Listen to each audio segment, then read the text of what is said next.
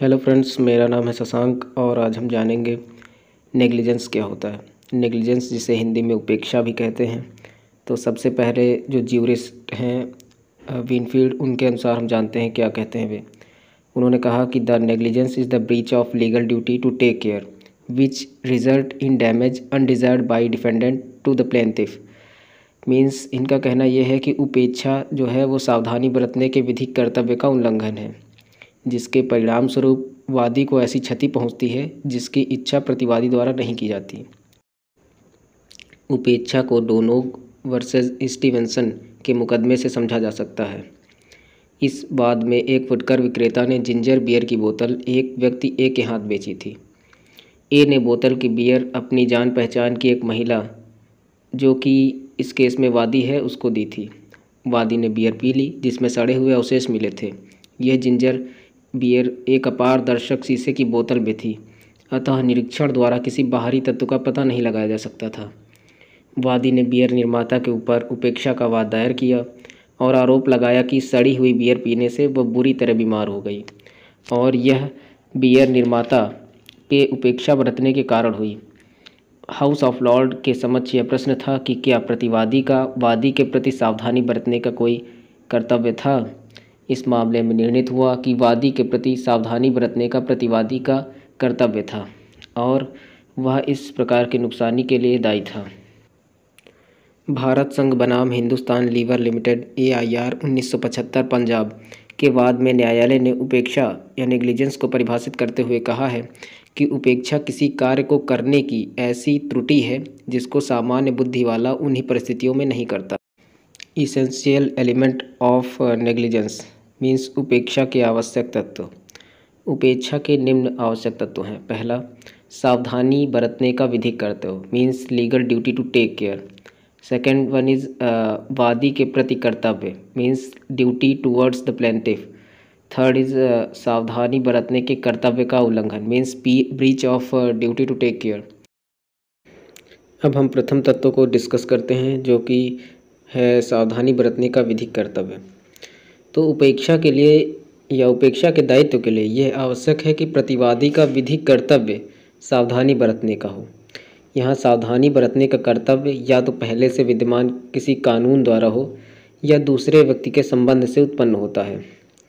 इसे हम Donoghue versus Stevenson के मुकदमे में पहले से ही समझ चुके हैं। इसका दूसरा तत्व है सावधानी बरतने का कर्तव्य वादी के प्रति होना चाहिए means duty towards the plaintiff.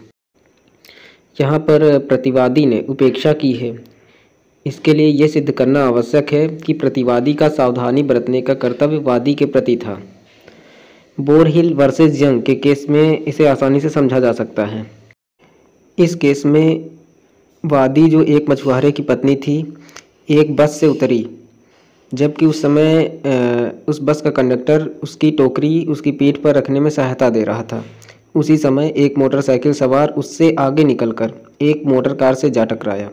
Motorcycle सवार की तुरंत मृत्यु हो गई। वादी ने दुर्घटना को देखा नहीं, जो कि उससे 15 गज की दूरी पर ही घटी थी, क्योंकि सामने खड़ी बस के कारण आगे का दृश्य उसे दिखाई नहीं पड़ा, किंतु उसे टकराव की आवाज़ सुनाई पड़ी। मोटरसाइकिल सवार का मृत शरीर वहां से हटा दिए जाने के बाद वादी घटनास्थल पर पहुंची और सड़क पर पड़े रक्त को देखकर उसे मानसिक आघात पहुंचा। उस आघात के कारण वह अपना कारोबार कुछ समय तक न कर सकी। उसने मृत मोटरसाइकिल सवार के विधिक प्रतिनिधि के विरुद्ध उपेक्षा के लिए वाद दायर किया। इस वाद में यह तथ्य बिल्कुल अस्पष्ट था कि मोटरसाइकिल सवार द्वारा उपेक्षा की गई थी, परंतु निर्णयार्थ प्रश्न यह था कि क्या वादी के प्रति उसका यानी मृतक का सावधानी बरतने का कोई कर्तव्य था। इस केस में हाउस ऑफ लॉर्ड ने निर्णय दिया कि मृतक का वादी के प्रति कोई कर्तव्य नहीं था, अतः वादी क्षतिपूर्ति प्राप्त नहीं कर सकती थी। उपेक्षा का तीसरा तत्व है सावधानी बरतने के कर्तव्य का उल्लंघन means breach of duty to take care. उपेक्षा के दायित्व के लिए यह शर्त भी आवश्यक है कि प्रतिवादी ने सावधानी बरतने के कर्तव्य का उल्लंघन किया था या वह अपने कर्तव्य के पालन करने में असमर्थ रहा था।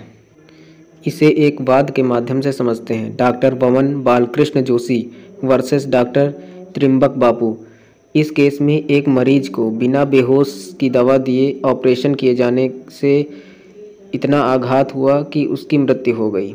सुप्रीम कोर्ट ने 1969 में यह निर्णय किया कि डॉक्टर ने कर्तव्य के पालन में सावधानी बरतने में चूक की थी, अतः वह मरीज के उत्तराधिकारियों को क्षतिपूर्ति देने के लिए दायी था।